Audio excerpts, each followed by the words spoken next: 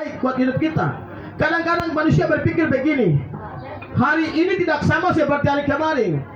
Manusia, saya mau sampaikan buat saudara, hari ini, besok dan seterusnya tetap sama. Tetapi hati manusia itu yang sering berubah.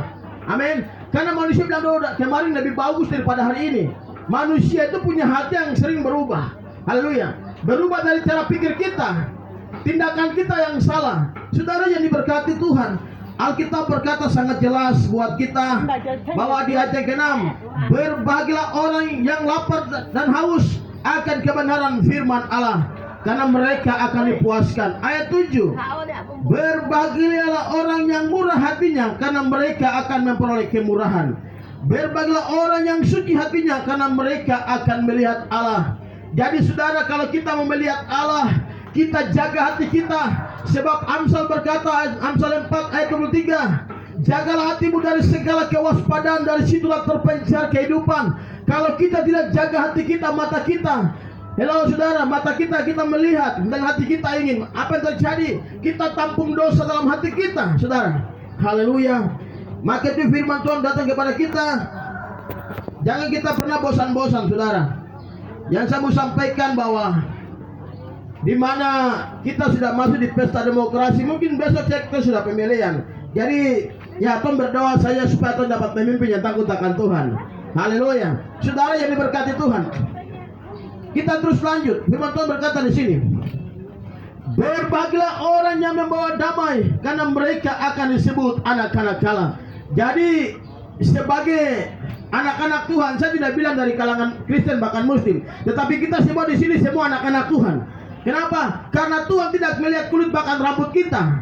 Tuhan mengasihi suku bangsa yang ada. Maka itu kita terus maju. Karena kalau kita mau lihat hal, mari kita jaga hati kita dari segala kefasikan yang ada. Saudara yang diberkati Tuhan, saya akan terus bagikan. Ayat 9 berkata, berbahagialah orang yang membawa damai.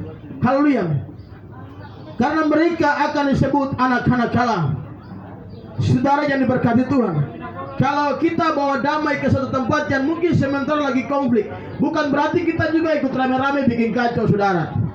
Saudara yang diberkati Tuhan, ini karakter manusia. Kalau hari ini satu berkelahi, tetangga sebelah lihat ikut campur. Saudara punya anjing di rumah, saudara lihat, saudara piara. Kalau tetangga saudara punya anjing berkelahi di sebelah, paling saudara punya anjing di sini ikut gabung. Jadi saudara, kita hidup jangan seperti karakternya seperti itu. Tetapi mari kita hidup supaya kita harus membangun. Kenapa? Hidup ini harus ada damai. Indonesia ini kalau tidak ada damai, pasti ada kacau-kacau saja, saudara. Di Papua ini juga kalau tidak ada damai, pasti ada kacau-kacaunya saja, saudara. Tetapi apa? Allah meninggalkan damai sejahtera. Ucapan bahagia itu Tuhan taruh di bumi buat saudara. Amin. Haleluya. Haleluya. Saudara, kita terus lanjut.